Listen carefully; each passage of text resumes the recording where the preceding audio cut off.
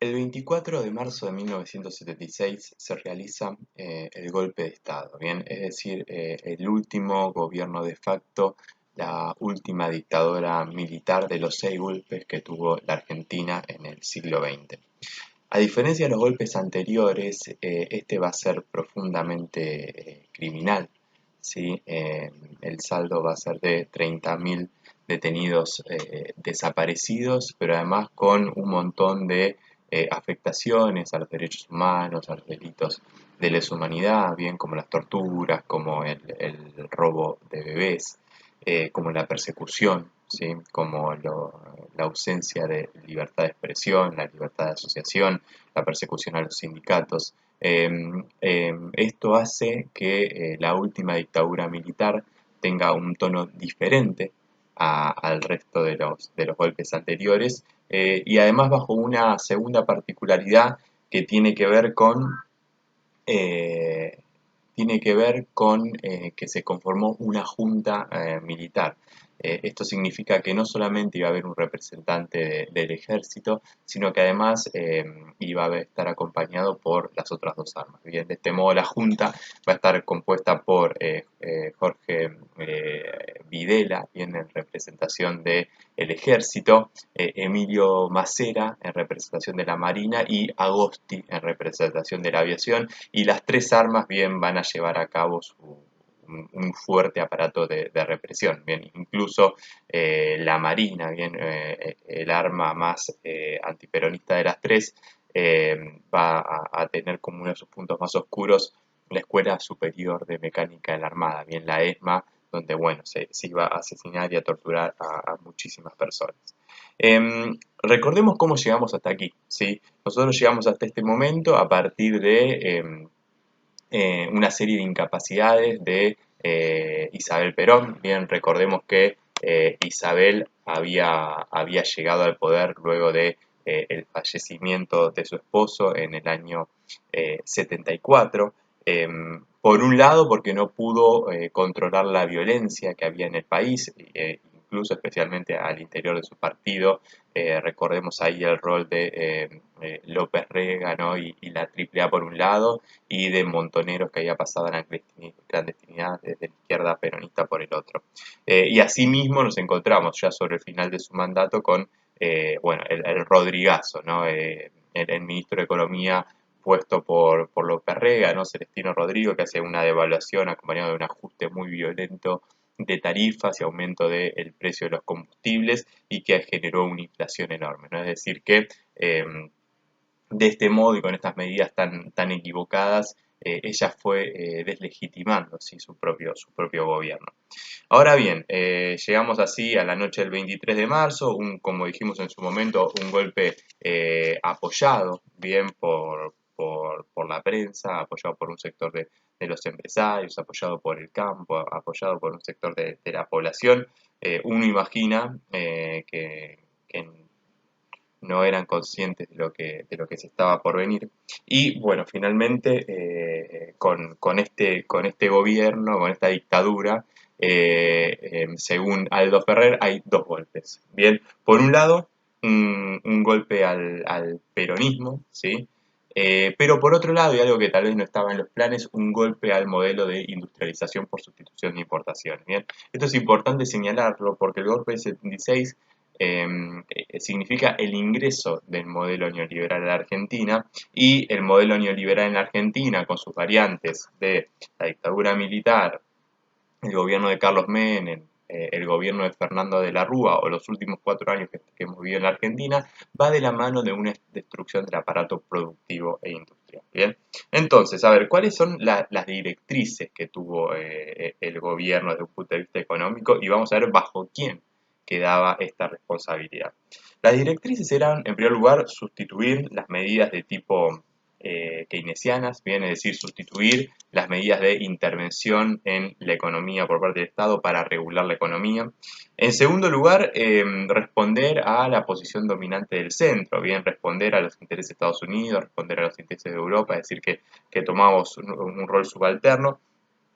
Y finalmente nos encontramos con que los organismos supranacionales como el FMI, como la Organización Mundial del Comercio, como el Banco Mundial, van a tomar una serie de decisiones que nuestros gobiernos van a ir adoptando. ¿Sí? Estas medidas quedaron bajo la figura, una de las figuras más cuestionadas de la historia económica, que es Alfredo Martínez de Oz. Bien, en primer lugar porque, bueno, fue el ministro de Economía de una dictadura y de la dictadura más violenta de la historia argentina, pero también por, es necesario poder describir un poco su procedencia, ¿no? Martínez de Oz no venía de las clases populares, venía de una familia patricia vinculada a la fundación de la Sociedad Rural Argentina. Bien, si alguna vez van a la Feria de la Rural, van a encontrar justamente que hay uno de los pabellones que se denomina Martínez de Oz. Es miembro del Safari Club, ¿sí? Felipe Piña cuenta que cuando lo seleccionaron como ministro de Economía estaba cazando leones en Kenia y él tenía una mirada bastante clasista sobre la economía argentina y encontraba dos problemas. Un primer problema era una clase obrera demandante. Bien, con una clase obrera demandante básicamente está diciendo una clase obrera que pedía buenos sueldos y pedía derechos o defendía sus derechos.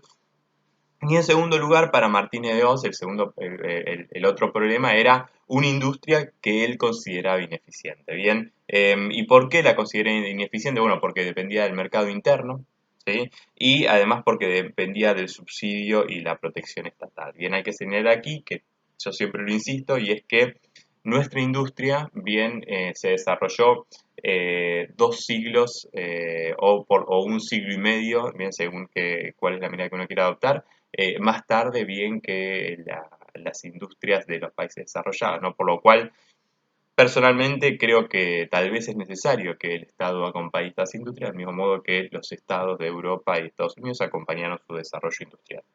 Em, bueno, lo que vemos aquí sí es que se tomaron una serie de medidas, tengo varios apuntes para comentar esta clase. Estas medidas, a ver, básicamente eran liberar la economía al mercado y al capital especulativo y bueno, la verdad que los primeros resultados no fueron muy buenos, ¿sí? ¿Por qué? Porque se terminó arrasando el tejido social y productivo, bien, del país, se dañó por un lado, digo, todo el aparato industrial, pero también a la sociedad, bien, que estaba atada a ese desarrollo en parte por la apertura económica, por la hegemonía de mercado, por estar demasiado vinculada a la globalización. Los resultados, bueno, en un primer momento no fueron buenos, inflación del 400%, se congelaron los salarios, se eliminaron los controles de precios. Bien, se congelan los salarios, se eliminan el control de precios, suben los precios y no suben los salarios. Se eliminan las retenciones al campo, bien, ahí había una fuente de recursos, aumenta el pago en los servicios, bien de agua, luz, gas, y se quita también la protección que había a la industria, bien a través de una serie de impuestos a las importaciones.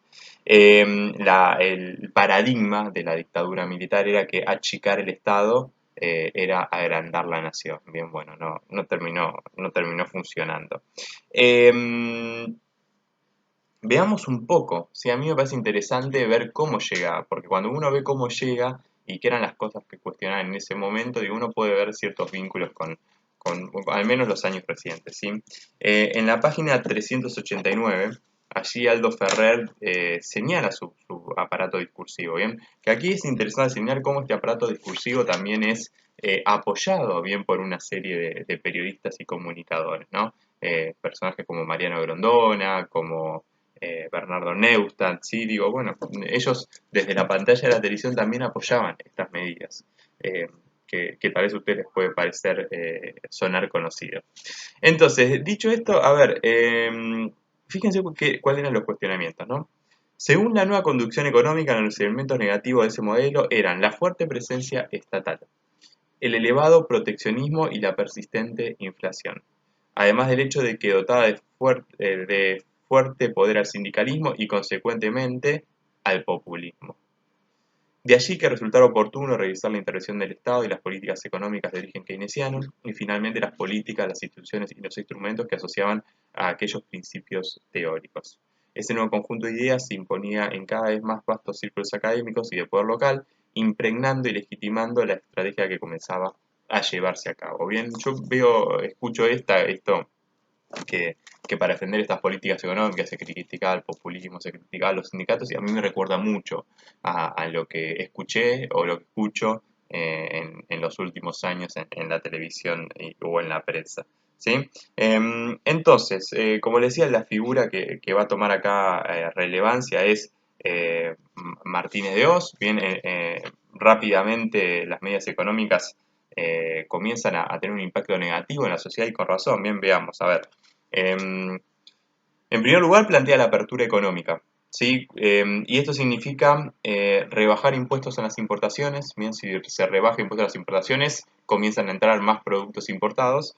Y además también poner en pie de igualdad la inversión extranjera con la inversión local. Bien, es interesante señalar también que en estos contextos lo que termina ocurriendo, o lo que termina ocurriendo en el último tiempo, es que cuando se habla de inversiones extranjeras son capitales especulativos, ¿no? Esto ya lo vamos a comentar más adelante. Segundo lugar, una contrarredistribución del ingreso. Bien, si nosotros habíamos visto que durante el peronismo o durante las últimas décadas había una transferencia de recursos del campo a la industria, bien, y de sectores concentrados a la mayoría de la sociedad, bueno, acá a ver, eso se va a dar vuelta. Bien, se va a hacer una redistribución de ingresos de la industria al campo, bien, y de las clases trabajadoras al capital concentrado. ¿Sí? Digo, va a haber una concentración del ingreso y se va a beneficiar al campo en detrimento de la industria, lo cual va a perjudicar por un lado a los sindicatos, pero también va a perjudicar a los trabajadores, bien, que dependían de esos sindicatos. Y esto finalmente está acompañado de una reforma financiera, bien, eh, que palabras más, palabras menos significa desregular la economía, quitarle regulaciones, bien, esto que de los sectores neoliberales es la libertad económica. Bueno, ¿qué buscan? Buscan quitar regulaciones para poder moverse con mucha facilidad. Bien, y siempre voy a repetir lo mismo. Cuando vienen esos capitales da la sensación de que las cosas están bien o que están yendo por buen camino. Yo siempre pongo el ejemplo de 2016-2017 que ingresaron muchos recursos al país, pero cuando los capitales se van, dejan un vendaval. Bien, y eso es lo que en los años recientes vimos en 2018, 2019 y todavía seguimos viendo 2020 empeorado con la pandemia. Entonces, digo, esto comienza ya a funcionar mal, ¿sí? Rápidamente comienza a perjudicarse la economía y la población comienza a ver con mala cara la dictadura. Entonces ya un año más tarde, en 1977, ya la dictadura comienza a perder imagen, ¿no? Incluso aquí, yo les había hablado de una inflación del 400%, pero ya incluso el mundo bien comienza a preguntarse por los desaparecidos en Argentina. El presidente de Estados Unidos, Jimmy Carter, le da importancia a su política hacia afuera del país por los derechos humanos, entonces comienza a cuestionar su administración al gobierno argentino. Entonces, lo que nos encontramos es que un año más tarde, bien, hay una serie de reformas que van a patear para adelante el problema y, bueno, lo van a empeorar, pero bajo un manto, ¿sí? Y el manto va a ser el Mundial 78, bien, digo, este mundial que ganó la Argentina, que se hizo en el país, que se construyeron además, digo, se construyeron hoteles, estadios, bien, ahí está el vínculo con esta famosa patria contratista, ¿sí? Una serie de empresas que se enriquecieron muchísimo durante la dictadura militar. Bien, el gobierno tomaba préstamos con el mundo y contrataba a estas empresas para producir, bueno, y ahí tenían un beneficio directo que eran estas grandes constructoras, pero teníamos después nosotros que pagar todo ese derroche. Eh, Ahora, en el medio, sí, tenemos una reforma financiera y además una política monetaria que terminó perjudicando todavía más al país. Veámosla rápidamente. Por un lado, tenemos la reforma del sistema financiero, ¿sí? Este es el primer punto. Esto significa liberar la tasa de interés, bien, liberar es aumentar la tasa de interés, bien, fíjense que es la misma política que hemos visto en los últimos años. Liberar la tasa de interés hace que, produce que se atraigan capitales desde afuera, bien, y como la Argentina tiene una tasa de interés superior a la del mundo, era un atractivo. Y recordemos, yo en su momento con la crisis del petróleo les comenté también que los que producían petróleo tenían muchísimos dólares, lo que se denominó los petrodólares. Bien, esos petrodólares estaban buscando mercados financieros en el mundo en donde poder todavía aumentar más la ganancia. Bien, le doy un ejemplo, vendes muchísimo barril de petróleo, tenés 1.000 millones de dólares, bueno, ¿qué haces con esos 1.000 millones de dólares? Los pones a trabajar, entonces los llevas a un país donde el sistema financiero te dé mucha ganancia, entonces tenés 1.000 millones de dólares que no sabes qué hacer, los pones ahí y te vas con, no sé, supongamos 1.100 millones de dólares. ¿Bien? si es que la tasa de interés es desde un 10%. Entonces, y además también se quitan todas las barreras, permitiendo la entrada rápida de capitales, pero también la fuga rápida de capitales, y se crean un montón de bancos eh, y financieras bajo la garantía estatal, ¿bien? O sea, hay nuevos bancos más pequeños y el Estado dice, nosotros vamos a proteger a esto que ellos denominan la industria financiera, digo, y ahí van acumulando depósitos. Todo esto con el apañamiento del Estado, de la dictadura militar, y lo que va a hacer es ir creando una burbuja financiera, bien, una burbuja financiera. Digo, esta burbuja financiera en un momento va a estallar, bien, pero la imagen a mí que más me recuerda es la película que vimos, Plata Dulce. Bien, que de repente, fíjense la figura de Federico Lupi, que es un industrial pyme que de repente deja su negocio, se pone a trabajar en una financiera, comienza a ganar dinero, bueno, hasta que de repente esa burbuja estalla. Bueno, esto es acompañado también, digo, porque a ver, ¿cuál es el problema de los capitales que vienen de afuera? El problema es que traigan sus dólares y de repente que los pasen a pesos, bien, y que de repente haya una gran devaluación, bien, como por ejemplo la devaluación que ocurrió en Argentina en 2018, entonces venís de dólar, te pasás a pesos, de pesos se te devalúa y después cuando querés salir en dólares, tenés menos dólares todavía. Bueno, entonces, para eso, Martínez de Oz también aplicó una política cambiaria, bien, que se denominó la tablita, se la llamó informalmente la tablita de Martínez de Oz, bien.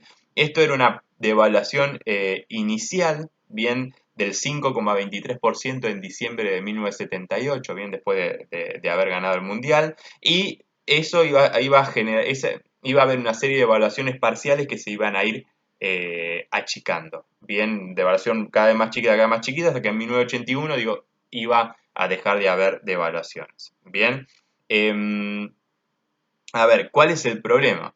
Es que estas mini devaluaciones que iba haciendo Martínez II estaban por debajo de la inflación.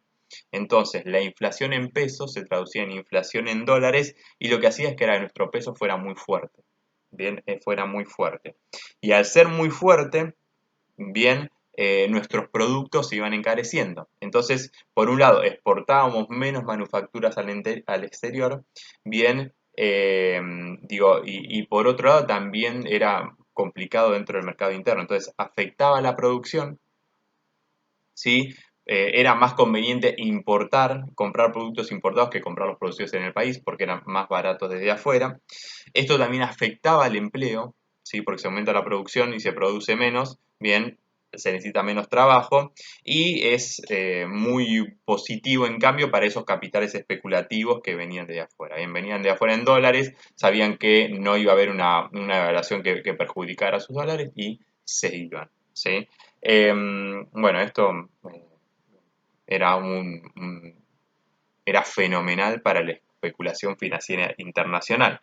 Bien, digo, todo esto también acompañado de, recordemos, la reducción de aranceles a las importaciones. En el corto plazo, ¿sí? Esto tuvo un efecto positivo, bien, porque al año siguiente, en 1979, bien, informado sobre esta fiesta de la especulación financiera, vienen muchísimos capitales de afuera, vienen por valor de 4.600 millones de dólares, que es muchísimo dinero. Sí, en ese momento era muchísimo dinero también. Era más dinero que ahora, incluso. Entonces digo, esto en un primer momento se ve como una cuestión exitosa, bien, digo, insisto, después esto se va a ir y ahí se va a dar vuelta. Y además genera, ¿no? Esto que se conoce bajo el término bicicleta financiera, que si renovando los intereses, te vas haciendo el dinero y de repente plum, te vas del país. Además, esto también fomenta la llegada de productos importados en detrimento de la producción nacional y como también se ve en la película Plata Dulce, viajar al exterior comenzó a ser una práctica novedosa, bien, para las clases medias argentinas y dice Felipe Piña en su video que mucha gente conoció a Miami, ¿no? A través de esta política. Entonces, bueno, todo esto iba acompañado de otra serie de medidas, bien que ya las vamos a ver y vamos a ver justo la parte de la caída, que tiene que ver con la teoría del enfoque monetario, que la teoría del enfoque monetario es que no haya déficit fiscal. Bien, entonces el planteo va a ser que hay que ir bajando el déficit fiscal para que se complementen los precios nacionales con los precios de afuera. Bien, con los precios en dólares, nosotros tenemos salarios en pesos, bueno, no suele funcionar.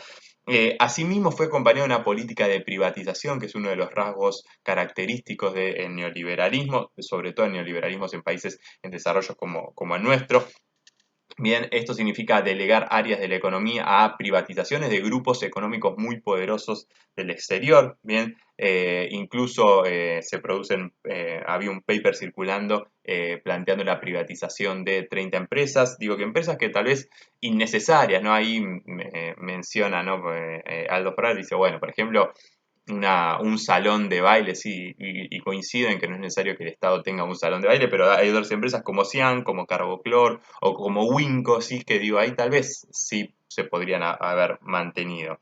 Y asimismo, la dictadura también va a vender el paquete accionario de muchísimas empresas, paquetes accionarios minoritarios que van del 1% al 40%, ¿bien? Se entrega todo, todos los paquetes accionarios. Hacia 1981, bien, de 148 empresas industriales del Estado, solamente se iban a mantener el 31% en manos del Estado. Es decir, que la dictadura vendió muchísimas empresas, muchas de ellas que funcionaban bien, o que tal vez había que mejorar bien, pero que eran sostenibles en el tiempo, bueno, fueron privatizándose. Lo que se percibe es un cambio fenomenal en las reglas de juego durante la dictadura. Bien, si durante la etapa anterior, que va entre el 30 y el 76, el ganador había sido la industria, bien, los trabajadores también que estaban acompañando ese proceso, como a través del mercado interno, a través de tasas de interés beneficiosas bien para la inversión y la producción, bueno, ahora vemos que eso se destruye todo. La industria va a pasar a ser un perdedor, ¿por qué? Porque les aumentaste la tasa de interés. Bien, digo, la industria va acompañada de los préstamos que te dan los bancos para poder, digo, te compras una máquina, vas a producir, mejorar la producción, mejorar la tecnología, bueno, eso va a comenzar a desaparecer en este contexto. Conviene más tener la plata especulando financieramente que invertir en industria. Además, cae el poder adquisitivo de la sociedad, por lo tanto, la sociedad le va a comprar menos a esas industrias, bien, por lo tanto, las señoras van a producir menos, va a aumentar el desempleo, o sea que los trabajadores también son otros de los perjudicados, la presión impositiva, la apertura a las importaciones, crecen los costos para producir, bueno, va a generar que muchas empresas terminen quebrando, bien, que es algo que Plata Dulce también lo refleja. Claro ganador, la industria financiera, bueno, y también el campo, bien que se le van a quitar las retenciones. A todo esto, el enfoque monetario plantea que lo que vienen a hacer es justamente a beneficiar a mejorar la macroeconomía, ¿no? Bueno, tampoco pasó esto, y es importante sostenerlo porque suele ser el principal caballito de batalla, ¿no? Terminar con la emisión monetaria y bajar el déficit fiscal, bueno, no lo lograron para nada. Los desequilibrios económicos, macroeconómicos empeoraron. Bien, el balance de pagos, que es la diferencia entre lo que entra y lo que sale en la economía, empeora. En primer lugar, aumenta las importaciones de 4.000 millones de dólares a 10.000 millones de dólares entre el 75 y el 80. Bien, digo, aumenta las importaciones, eso es plata que se va. Aumenta los servicios de deuda porque es un gobierno que nos va a endeudar muchísimo. Si al comienzo de la dictadura de las exportaciones, el 14% de las exportaciones eran nuestros servicios de deuda anuales, para 1981 nuestra deuda va a equivaler al 32% de las exportaciones anuales y cuando se va de la dictadura en el 83 al 60% de las exportaciones. Bien, pensemos que la Argentina recibe parte de sus recursos a partir de lo que exporta. Bien, entonces si cada vez más parte de lo que exporta tenemos que pagarlo en deuda, bueno, queda más plata para nuestra economía. Y para 1980 el déficit comercial, bien, Expo-Impo, ascendía a 3.000 millones de dólares. Las reservas del Banco Central muestran bien la dinámica de la especulación financiera. Entre 1976 y 1979, que es la primera parte que llegan estos capitales, las reservas del Banco Central van a aumentar 10.000 millones de dólares. En cambio, entre 1980 y 1983 van a caer 16.000 millones, es decir, que teníamos 6.000 millones por debajo.